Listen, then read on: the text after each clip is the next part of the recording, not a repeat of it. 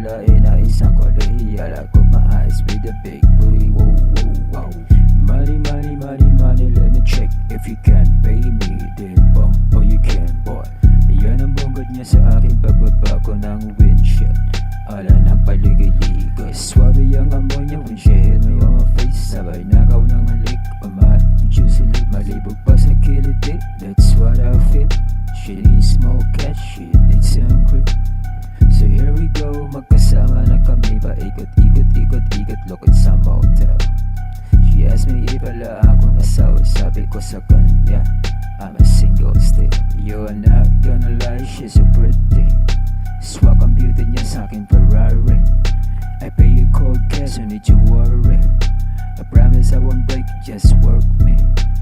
Room 69, kami nag-assign. Overnight sensations, not your mind. No strings attached, lahat masarap. Game lights on, at the music I drop. Swallow baby come, baby come, come. Swallow baby come, baby come, come. Swallow baby come, baby come, come. Swallow baby come, baby come, come. I feel so good, both of us lupay-pay. Ayun na mamaga ang kanyang bukupay. Yo, nakita mo ako pumasok sa motel? Sure ka ah?